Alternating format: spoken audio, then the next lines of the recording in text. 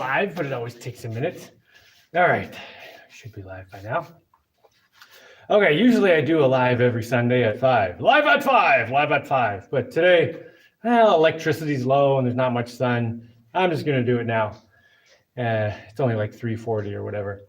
So I'm also not gonna do a very long one because, like I said, my electricity's kind of low. There's not much sun out today. So let me talk about, hey Nepsy, how's it going? Okay, so let me talk about something real briefly that came up. I think it was like a couple weeks ago actually, but it stuck in my head. It was a comment from someone. Yeah, I do occasionally read comments. So and sometimes they bring up important talking points. So before people are jumping on me saying, don't respond to those trolls, blah, blah, blah, I can respond to whatever I want, so relax. Okay, so this guy writes a comment. It wasn't even necessarily to me. It was just, in the comments. How's it going, Bob? And the comment was basically, I'm not going to get this totally accurate because it was like a week or two ago. The comment was basically, Jaimie will never meet a woman living where he does now because I used to live in the jungle, and one day I just looked at my shack and realized no woman is going to go for this.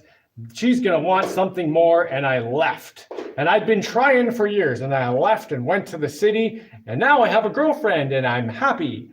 So my first thought was challenge accepted.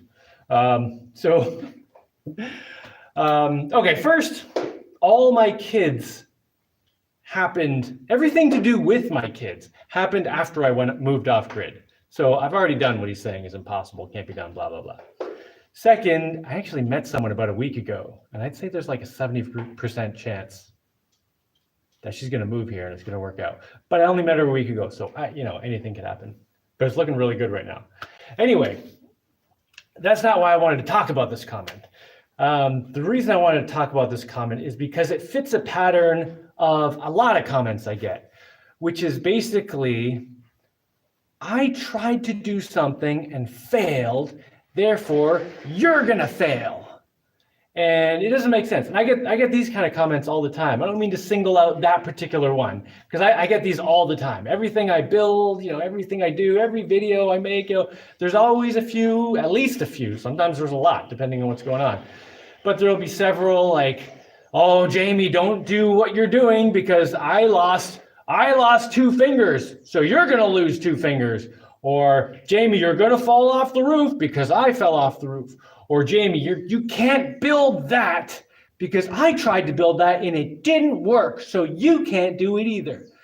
And so this is, you can't meet a woman in this place because I couldn't. This is just a pattern of, because I failed at something, everyone else has to fail at it, which doesn't make sense at all. And I have to presume with this guy who left the jungle and moved to the city, he's probably not that happy about it. He probably feels like he missed something, like he's left something else, because he doth protest too much. I don't remember the exact comment and everything, but why else would he go to all this trouble to send someone a message that they can't do something unless he's not really happy about his own failure? And this is what it often comes down to. People are upset about their own failure and they don't want to see someone else succeed. So they kind of try to, pretend they're being moral with all this virtue signaling. Like, I'm just here to help you, but I'm just going to tell you, you can't do it. Don't do it. You can't. It's impossible. You can't do it. You're going to get hurt. You're going to, this stuff is not helpful, and everyone with any sense can see through that stuff. So stop doing it. You're not fooling anyone. Just because you have failed at something doesn't mean anyone else will fail at it. And it's really easy to accidentally get into the mindset of deciding that since you failed at something, everyone else is going to fail at it, and then you just look for things that will maintain that narrative and willful ignorance. So if you see all these people succeeding at something you didn't do, and then you see one person who fails, you look at them and say, aha, see, Everyone's going to fail. It's just a matter of time. And it's the same thing, with projects I've done. I mean, how many years have I been putting projects on videos, like hundreds of things. And every time someone's saying, Jaimie, that's not going to fit, or that's not going to work, you can't do it, you're going to fail, you're going to kill yourself, it'll never work. And just over and over, things work. And they don't always work right away. Sometimes I have to troubleshoot and blah, blah, blah. But things keep working over and over. But then I still get these comments of, oh, Jaimie, it's just a matter of time before everything blows up in your face and it all comes crashing down. The thing is, if you're saying it's just a matter of time, you're always going to be right. I'm going to die one day. Everyone's going to die one day. So if you're going around saying to people, it's just a matter of time before you die, before you fail, before it all falls apart, you're going to be right eventually. But it's not a valuable thing. You're adding no value to the world. You're just taking other people's energy and what's that word? Motivation. You're taking other people's motivation and inspiration and just kind of crapping on it. And it's, even if the people don't listen to you much, it's just not useful. And it doesn't, even if you're not bothering the person you're talking to, you're hurting yourself. Because if you decide no one can do what you failed at, you're deciding that for yourself more than you're deciding it for anyone else. Anyway, and this is something that I have experienced in myself too. I mean, I've done this in the past when I was younger. I'm sure at some point I do it now, but I think I basically don't do that. But I've definitely done it in the past, where I was like, oh, I couldn't do something, so no one's allowed to do it. You're all going to fail like I did. And, eventually it's part of growing up. Eventually, I feel like I kind of grew up and realized, oh, just because I failed at something doesn't mean anyone else has to. Everyone else could succeed at it. And just because I failed something doesn't mean I couldn't still succeed at it if I tried again and tried something different and tried harder and blah, blah, blah. So anyway, that's all I've got to say about that right now. Let's see what's going on here in comments. I don't want to be on here too long because my electricity, like I said, is pretty low. Ben7 or B78E7 Design says, I finally caught alive. Yeah, I like to move the time around a little bit so people who don't necessarily make it at 5 can sometimes catch the beginning or end of one, whatever. Classic dude Mike, man, you're always here. How's it going, man? Your tenacity and effort to get things done is your superpower. Yeah, and that's the other thing. Often, like, failure isn't a conclusion most of the time. The only time failure is a conclusion is when you can't get up, you can't try again. So when you're dead, you're done, fine. But if you do something and it doesn't work, that doesn't mean you can't keep trying and figuring it out. Like, just like everything I do that is really worth doing, it has any kind of level of difficulty, things don't work out perfectly the first time. I don't even expect them to work out perfectly the first time. They're not supposed to, because that's how you don't learn. The way you learn is you try to do something that you don't know how to do, and you're not going to get it right on the first try. And totally fine. Don't get all worked up and like, oh, failure, I'm going to cry now. No, you just say, okay, let me figure this out. This didn't work. Let me try something else.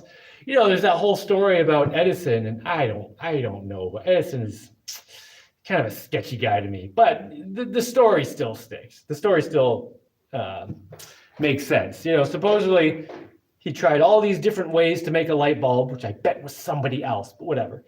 Tried all these different ways to make a light bulb, and someone was like, hey, you failed like 100 different times.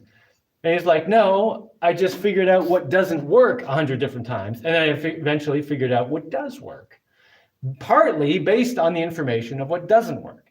So, like, it doesn't make sense to get so wrapped up in failures.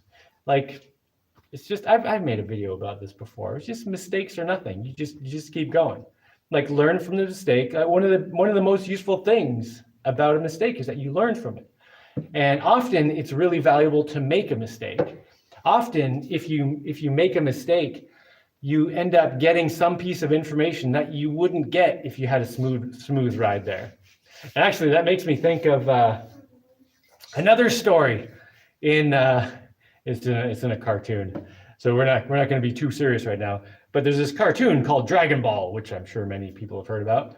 And there's this main character called Goku. And, the story follows Goku. And at one point, he has to climb this huge tower. It like goes way up to the sky. So he climbs this big tower, gets to the top, and there's supposed to be some magic potion that makes you stronger up there. And there's this cat up there. And the cat says to him, "Oh, you want the magic potion? Here, go get this rock." And he throws it off the tower. And it lands all the way at the bottom of the tower. And Goku's like, "What the?" So he climbs all the way back down to the bottom of the tower, gets the rock, climbs all the way back. I don't even remember how many times this happened. But, pretty soon, Goku could climb up and down this tower like nothing. And then finally, the cat's like, "All right, here's your magic water." And Goku drinks the magic water, and he's like, "Wow, I'm so strong." And the cat's like, "That's just because you climbed the tower a dozen times and you got stronger." And then this bad guy comes along, and he's like, it was General Tao? Yeah, General Tao. Anyway, this bad guy comes along, and he just flies in there and says, "Give me the magic water. I need to be stronger." And the cat, knowing this guy as a bad guy, he just gives him water, says, "Oh, here's your magic water."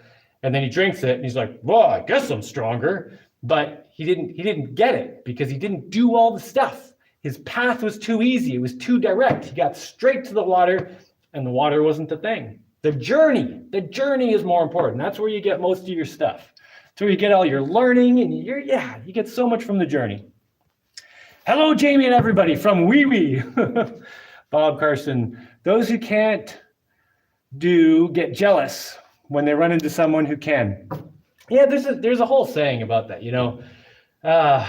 People who say something can't be done should not interrupt the people doing it. Yeah, it's like, yeah, and getting jealous about someone who can do something you can't do. I actually don't think the jealousy itself is a problem. Like, you can totally be envious that someone else can do something. It's your reaction to that feeling.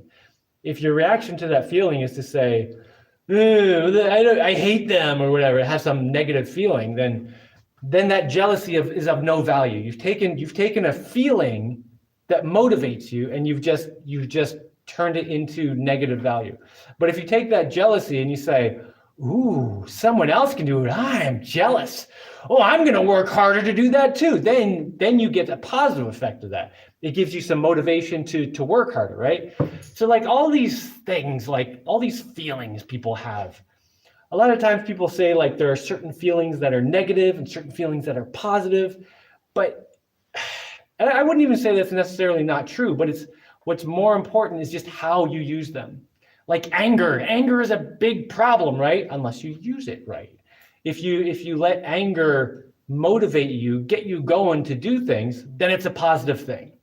But if your anger just makes you go and just like destroy things or crap on people or just get upset and do nothing useful, then it's a negative, It's all like, the funny thing is like every day we're constantly dealt these cards. And the cards themselves are not the important thing. It's what you do with them. You can do so many different things with your cards. They're multifunctional. Hit that like button, says Wee Wee, to help Jaimie out. I actually have been thinking about possibly trying to put more effort into getting more views. I mean, financially, I'm doing fine. But the world is kind of a mess. I feel like I want to get positive message out more, but of course I'm competing with a lot of negative messages that are being pumped out into the world. So I don't know. I do what I can, and I'll keep doing what I can. But yeah, I have been thinking about putting more effort into trying to get to more people. Trying to be a bigger positive influence in the world. And part of that is just because I've been feeling, better in the last, I don't know. I kind of had a rough year, and I'm kind of bouncing back. And it's one of those situations where when I got knocked down, I got back up stronger, and I was knocked down for a while, and I feel like I'm doing pretty good right now anyway. Like things are going well. Let's see. No sun on the Pennsylvania today either. On the Olympic Pennsylvania either. Oh, yeah, there's hardly any sun here. Jaimie, when are you going to start making beams and boards? Well, okay. I did start working on clearing a good path to get to logs. And, there's just kind of a lot of crap in the way. And it's the kind of thing where I could walk through. Like I can walk into my jungle where I have lots of logs laying around, just like trees falling down and stuff. Like I can walk in there, no problem. But I got to be able to get a boat like right up to the land and then be able to not just walk through on my feet, but actually roll a log or move some things. So I got to, I have to make some nicer paths to make that more conducive to actually moving things. So I'm putting effort into that lately, and I'll get some of that in videos at some point. But right now it's just kind of tedious, boring, manual labor kind of stuff. But the really good part about this is if I take care of all these kind of paths and make really good access right now, then it will be there for all the future. So I'm trying to do a really good job of making paths in there right now. Cranking away on the foundation of what I'm building. Jaimie keeps going live earlier. So, I checked and here he is. Hi, Jaimie and all. Hello, Reed Cook. Yeah, my live, it depends. I kind of try to aim for 5-ish, and sometimes I end up a little bit later, and sometimes I end up doing it earlier. I think I actually usually end up a little later because I know several weeks in a row, I was like out and I got home at like 5:30 and I'm like, oh man, I'm supposed to do this thing. Your page on Reddit is filled with people like that. Oh yeah, it's not my page, by the way. So there is a Reddit. I kind of think of it as a Reddit complaining about Jaimie group. I don't know, but I don't go on that. I don't know anything about it. For some reason, you make them very, very angry and they can't wait to give you reasons why you'll fail and why you're unhappy. Weird stuff. Yeah, so that Reddit group, the one I think you're talking about, when the guy originally started it, I went on there a little bit and I was like, dude, this is going in a bad direction. He's like, what? It's fine, man. Everything's cool. And I'm like, nah, look at the complaints, man. People are just starting to bitch and moan and it's just going to get worse and worse unless you moderate it and direct. And he's like, nah, it's fine. So I was like, oh, I'm just going to stay out of this. So yeah, I don't have anything to do with that. Bulma in her bunny suit was hot. So we've got a Dragon Ball fan, classic dude Mike. I've been watching Dragon Ball with my kids. I mean, we don't watch a lot of TV, so it's a few episodes a week or something. But yeah, they're pretty into it. It's very funny. You like Bulma's funny bunny suit? And Emperor Pilaf. You like Emperor Pilaf too? Yeah. Good to hear about your new possible partner. Can you tell us more? Well, I don't know. It's like, when you meet someone and like, at first you're just like, well, this person kind of seems like they might be cool. And then you talk to them a little and you're like, whoa, this person's way cooler than I thought. And then like, the more you talk to them, you're just like, what? No way. You're so awesome. Yeah. So yeah, like every time I talk to her, I'm like, oh, you're like twice as cool as I thought you were. That hasn't happened in a while. That's one of those situations where, it's one of those things that just doesn't happen very often. Like most people have had that experience at some point in their life a few times where you meet someone and it's just like everything is clicking and it's like, wow, that's going really well. So yeah, I'm experiencing that right now. So that's probably why I look extra happy right now. I don't know. Do I? I look happy to me. Maybe it's just because I feel good about it. Good to hear about the dopamine rush has been clinically proven to come from anticipation of an amazing experience, not getting it. It's the journey. Yeah, man. I mean, getting the experience is great too, but the journey is like super awesome part. You guys are wearing clothes, right? All right, good. Just making sure my kids are wearing clothes. And that I often have the experience when I'm building something of being like, oh my God, this is gonna be so amazing if I build this. Like even like my boats. Like before I was driving electric pedal boats to town and back, like the idea of going to town and back under my own power and sun combined was kind of like, that is gonna be tough, man. And then I tried doing it in a kayak once. And I was like, I actually made it there and back. That was a long, hard day, but I did it. And then I did it a few more times. And then I was like, all right, I'm gonna make a boat. This boat is gonna be amazing. Oh my God, I'm gonna go all the way to town and back. Oh, it's gonna be so cool. And I was so excited about it, like the whole time I was building it. And then like even when I started my first trip in that boat to town and back, I was like, oh my God, this is so great. And then I got to town and back and I was like, nah, that wasn't such a big deal. And now I do it all the time. So yeah, I totally know what you mean about, yeah, the journey. Although that is a journey to get to another journey. But yeah, like when I'm making something, I'm always more excited than when I actually finish the thing. After I've finished the thing, it's always like, that's an easy thing to do. But it's only an easy thing to do because when I'm done, I know how to do it. Before I did it, I didn't know how to do it. That's when it's exciting. It's like, oh my gosh, this impossible thing. I can't do that. So blah, blah, blah. Terraforming. Yeah, I'm doing some terraforming, Bob. That is what I'm doing. Yeah, there's often in projects, there's a significant portion. I talk about this like in houses. There's always a huge part of building major things that is basically the underappreciated part, like the foundation of a house. Like as much effort goes into the foundation of a house as goes into all the part you see.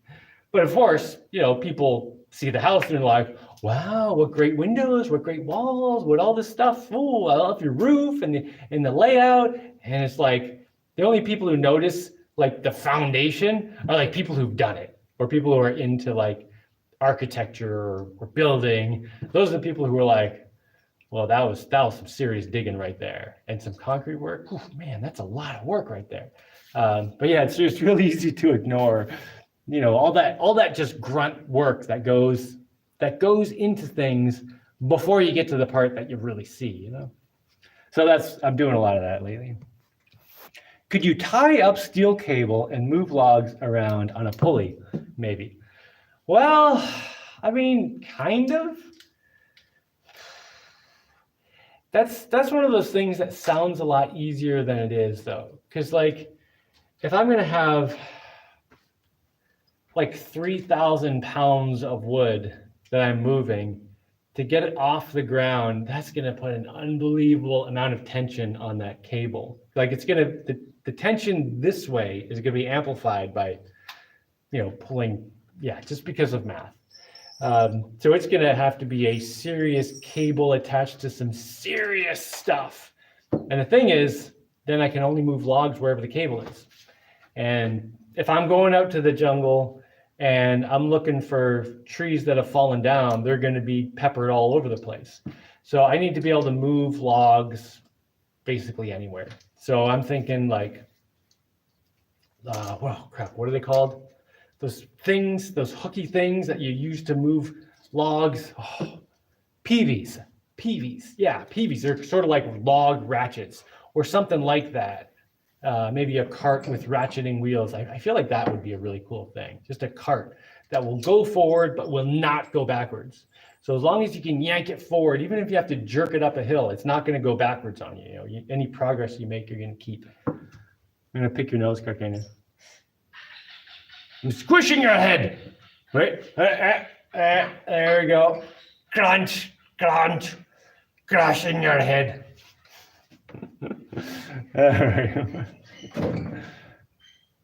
I think you missed my comment of I was just gone for a second.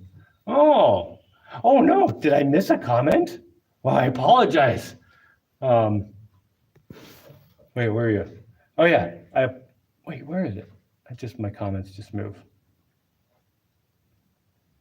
I think you missed my comment of I was just gone for a second. Yeah, I did miss that comment. I apologize, Verity.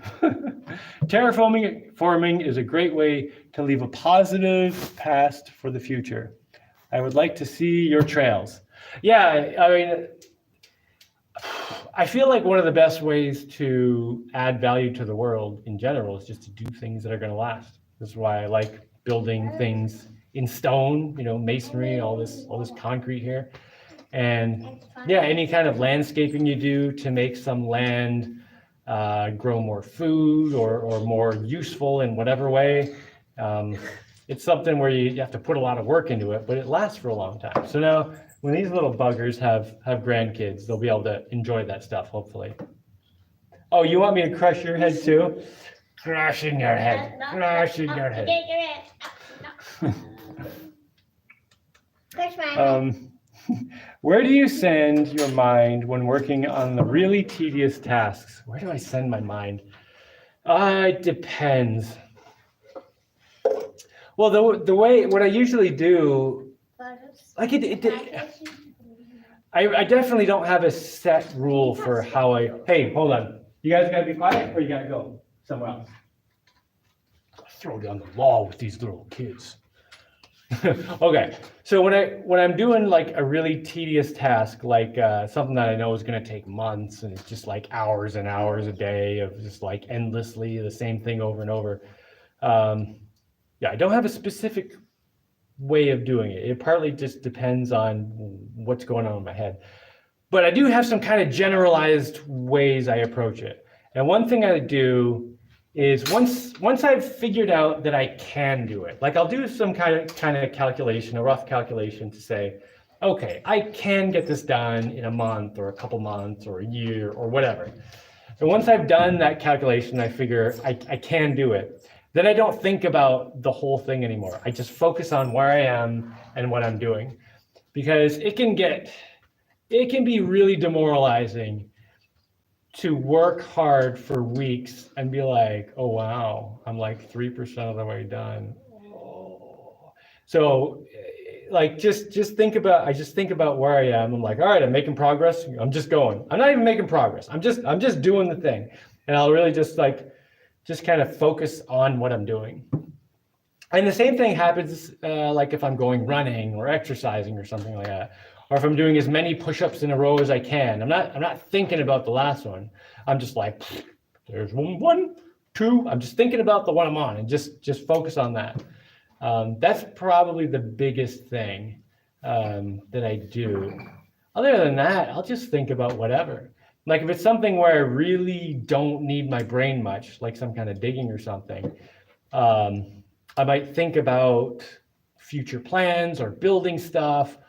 Or a lot of the time, and I can't do this all the time because I would get too tired, but a lot of the time I'll say, all right, the next hour I'm going to do as fast as I can. And then I'll just focus on energy and going fast and going hard, So like sometimes I'll dig here and I'll be like, okay, 10 wheelbarrows as fast as I can. I'll start my stopwatch and then I'll go. And then yeah, it just occupies my brain thinking about go faster, go faster, go faster. And I'm always like pushing myself, And that's good mentally and physically for strength, of course. Robo elephant for hauling logs. Oh, that sounds amazing. Wait, where did I miss a few things? Where do you send your mind? I think a cable, winch, electric or gas powered would be the best way to drag logs out. It's how we do it. Well, there's a danger in saying something is the best. At least for me, I always keep in mind that even if I found a really amazing way to do something, there's probably a better way to do it that I just haven't come up with or haven't seen or whatever. So you always got to be careful with a few words like always, never, best, worst. Oh, it's the worst day ever. Oh yeah, you want to bet? Yeah, there's always something better and something worse, and never sometimes is not true, and always is not always. Like almost all the time. But so I'm probably not going to do an electric or gas powered thing to move the logs because that that creates an extra object to actually take with me. I'd rather be the power source myself. And I mean, this of course may change once I'm actually doing stuff, but I'm planning at least to be the power source myself. So maybe geared down winch. I was thinking about making like a winch that's just geared down a lot, and I could just crank it, or maybe a big wheel, or maybe a crank. I don't know, but it would be geared down enough that I could actually pull several tons, just with my own strength. And another reason I like that is because then I actually get the exercise, and it makes just me stronger in general. I don't want to get fat. A robot elephant would be cool. A robot elephant would be cool. That is true. I don't have time to make a robot elephant right now. I have been thinking about making another giant robot, and like last week I kept thinking, I could just do that right now. Just put everything else on hold and just make a giant robot. I'm like, no, I gotta do all this other stuff first. Yeah. Winching logs is totally portable. Just strap a strap around a growing tree. Well, yeah, the anchor isn't the thing. But if I have a manual winch, I can just carry the winch that can strap to a tree, and then the cable goes out to the log and then pull it. Although I probably want the log in some way. I don't want to just like chewing up the ground. Like I want some way of, I don't know, maybe a sled or some wheels or something. But I want something I can crank. Because if I have to bring in a power source other than myself, that means I need an engine, motor, whatever, and fuel. So gasoline or charged batteries, and I'd rather put my effort into cranking the thing than carrying all this crap that I'm gonna have to use and then come back and either recharge the batteries or go buy more gasoline or something. It's just like the more I use my body for things, the more reliable my body becomes, and my body is already the most reliable tool I have. I'm 48 right now, and I do not have any tools that I've had for 48 years. Although I do have some 48-year-old, like older than that, pliers. I have like 100-year-old pliers and stuff. Oh, they're the best pliers. Maybe not 100, but way older than me anyway. Old tools are amazing. But anyway, in terms of like moving things and things with power sources, I don't have anything that has lasted as long as me.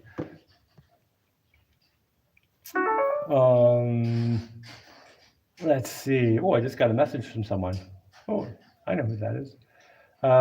Let's see. Billy, the ideal is to use a portable sawmill to cut trees to board lumber that can be taken out on ATVs or donkeys. I mean, that's one way to do it. I wouldn't even say that's ideal. Depends on the situation. Totally depends on the situation. For me, I'm not doing that. But Jaimie, what projects are you working on? Well, I'm working on getting paths into the jungle where I can get logs out and then bring them here to cut on the lumber mill to make boards for the second and third floor. And then I'm also, what else am I working on? I don't know. I'm just always working on a bunch of stuff. Today, I was actually thinking about, making a new list of just things that I'm working on, because I'm always working on a bunch of different projects at once, because a lot of them are weather dependent. So I can work on this if it's a sunny day, or I can work on that if it's a rainy day, or if it's a cloudy day, I can work on the roof. But I haven't had a lot of cloudy days. I still have like half of my roof tiled. So I have to finish that, but I need cloudy but not rainy days to work on it. And I've not had many of those in a while. It's been raining a lot, so I can't make concrete tiles in the rain. They'll just wash off, right? And then I can't do them in the sun because it's too hot. But anyway, I always have a bunch of projects going on. Hey, hi, Jaimie. How is your Spanish? Do you find it useful, necessary? Mi español es no perfecto, pero es funciona. I roughly just said my Spanish is not perfect, but it works. It's functional. I can go into a store and special order things in Spanish. However, I'm pretty sure I sound like an idiot. But I can convey the information that I need to convey. But yeah, my Spanish is not eloquent, or I'm not going to be writing poetry in Spanish. Pero mi español es suficiente. My Spanish is sufficient. I also don't talk that much, even in English, even though, of course, when I'm making some video like this, I'm talking a lot. Rivnat, you're right. That is how we do it on the Olympic Peninsula. Peninsula, not Pennsylvania. Get a horse, LOL. That's another way to do it. Get your horse. But I don't have a horse. I'm not ready to take care of a horse. What's that? Get your horse a horse to pull some along. Yeah. I'm not ready to deal with the maintenance of a horse or an ATV. Plus, I don't want to buy gas. And yeah, I have to feed myself anyway. And if I'm not doing hard work, I'm going to exercise and just waste the energy anyway. So yeah, what do? Do like 4,000 push-ups a day and run 100 laps around the island? Or do I just take myself as my machinery and skip the 400 push-ups or whatever it was and just dig myself and move things myself? So it just works out well.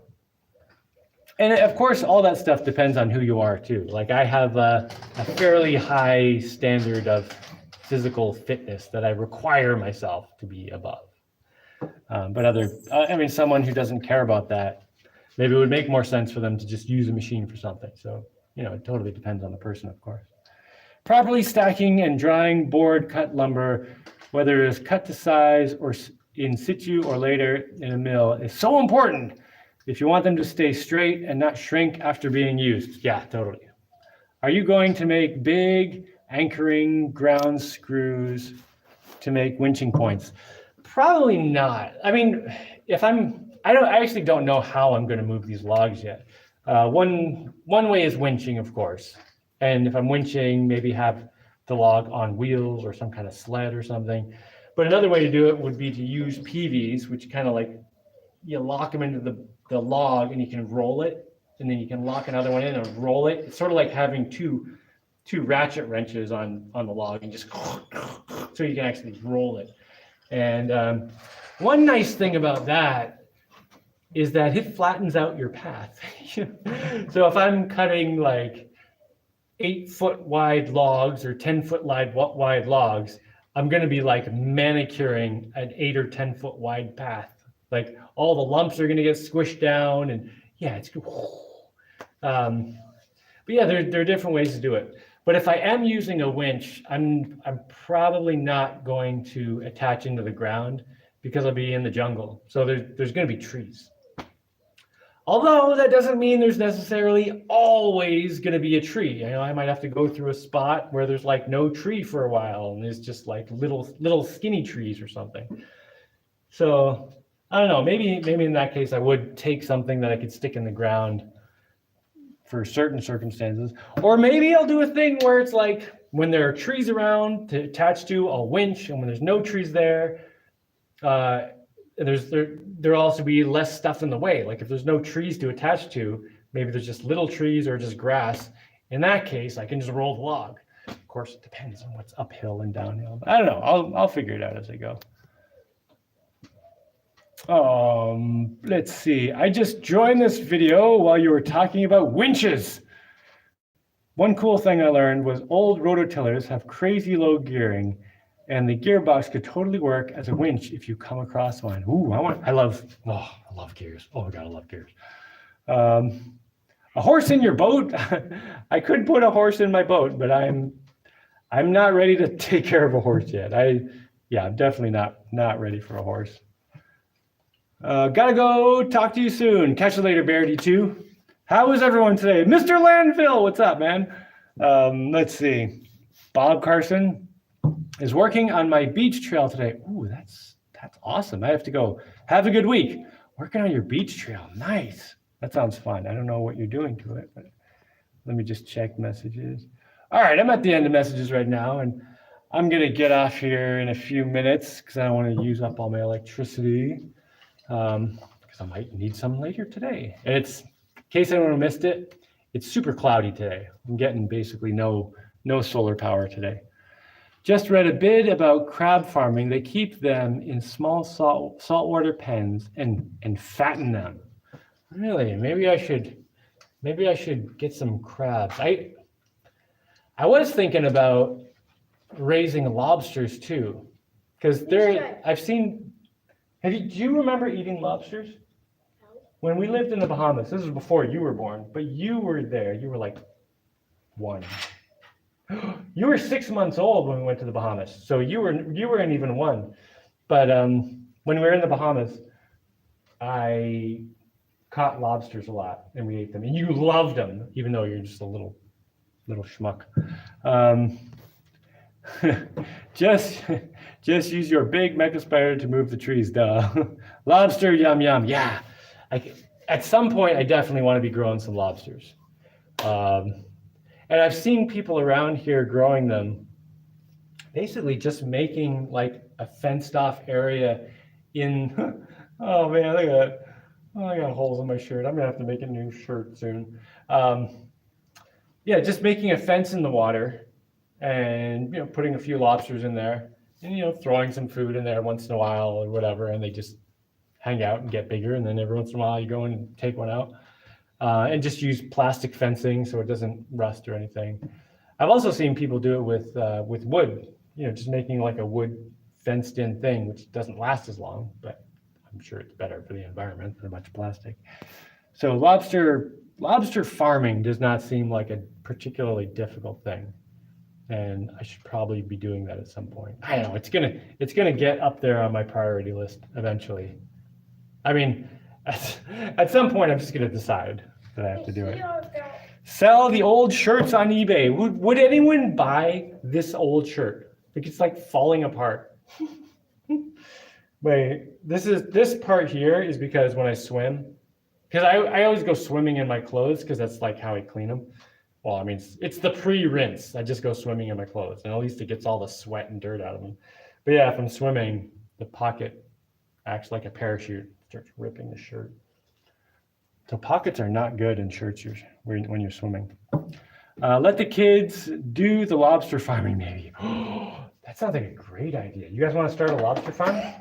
We could have a lobster farm like over at the beach. No, we'd want it in the canal, because then we could keep an eye on it. If it's out at the beach, some other lobster people who really like lobsters could come by and steal our lobsters and we wouldn't even know. But if it was in the canal. And the lobsters here have 0 claws, 0 pinchers. No, the lobsters here have no pinchers. Did you say?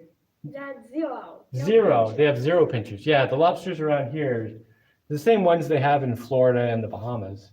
They have big antennas, but no claws. They just have the feet, no claws. Man, the claws are probably delicious. So I wonder if we can get lobsters with claws here. We could farm them. I don't know. It might be an invasive species issue. The lobsters that are here are delicious. Back to my wood thing with 3 kinds of homemade wood fillers, still in clamps for glue. 3 hours to go. What are you making? Back to my wood thing with 3 kinds of homemade wood filler. Do you make wood filler just with sawdust and glue? Still in clamps for glue. 3 hours to go. Oh, thanks, Jamie. Not the Jamie. Thanks, Jamie. Well, you're very welcome. All right. And dolphins around here. There are dolphins. We're not supposed to eat the dolphins, I think. They're probably delicious, but I don't know. I would eat a dolphin if it was in the right circumstance, I think. I don't know. I'm not going out and catching dolphins anyway. But there's actually mercury in fish. So the best fish to eat would be ones that don't eat other fish, because the fish end up with a little bit of mercury in them, and then if another fish eats them, then they have the mercury of themselves and that fish, and mercury is not good for you. What is it? It's a metal. We'll talk about it in a minute. It's a metal that's liquid at room temperature. It's pretty cool. Liquid metal, yeah. All right. I'm going to get out of here in a minute. Let me just read the last few things. Pacific California spiny lobsters are no claws. Atlantic lobsters have claws. Well, I'm in the Atlantic, and the ones around here have no claws. The Florida lobsters, I don't know, maybe there's also ones with claws, but there are definitely ones with no claws. Same within the Bahamas. They're like tan, big long antennas, no claws. Maybe further out in the Atlantic, they have the claw ones. It's to hold up one end of my TV. Okay, this is the saw or the wood thing. Reed is building. It's to hold up one end of my TV. Yes, sawdust, epoxy, white glue, or varathane. Ooh, what's varathane? Dolphins have too much mercury. It's too high on the food chain. I was actually just thinking that. Dolphins eat a lot of fish, so they would probably have a lot of mercury in them. Wikipedia says Japan and Peru eat dolphins. Do they have a lot of mercury death issues there? For moving the logs, I can imagine an old artillery cannon carriage. Yeah, I'm kind of like thinking something along those lines.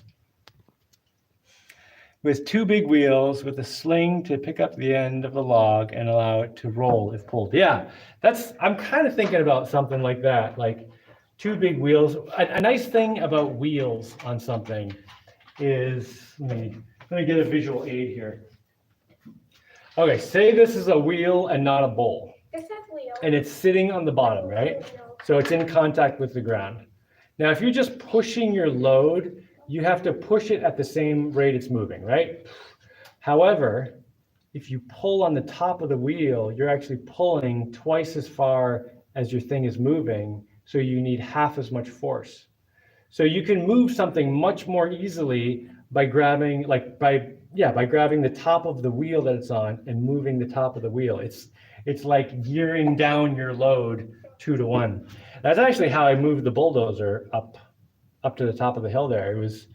I didn't have enough traction on my feet to push it. I got to a point going up the hill where I couldn't move it.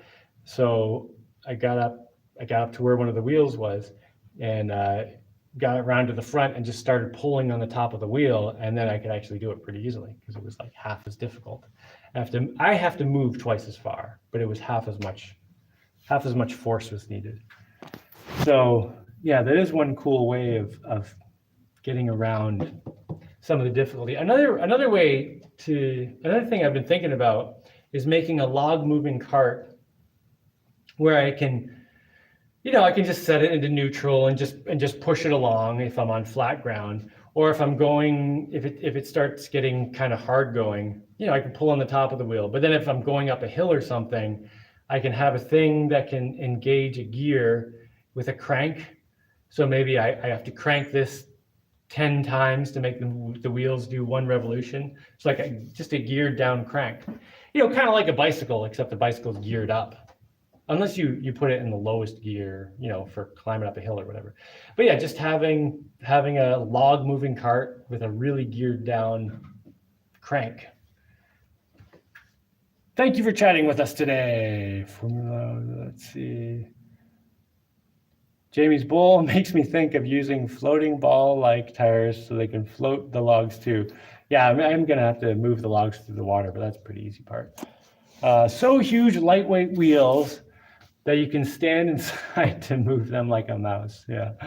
Logs already float. That's not entirely true. There's a lot of wood around here that sinks, but it won't sink that much. So even if I have some of the more dense wood here, it won't be that hard to put something to float it.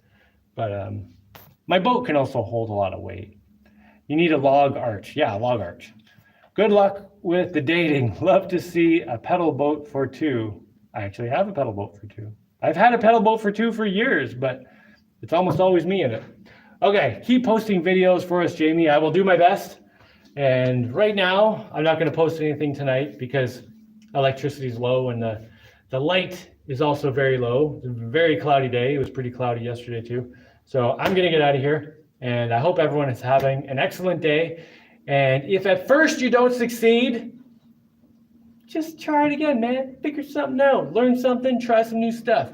You're never supposed to have a straight path to your goal. If you always have straight paths to your goal, you're not trying to do something hard enough. The most interesting paths are the ones that go places you didn't even know were going to happen. And then you get to your goal. All right, I'm out of here. See you next time, guys. Hey, Joseph Blowmeister, what's up? All right, catch you later, man. วันนี้ตอนนี้ซื้อ Bull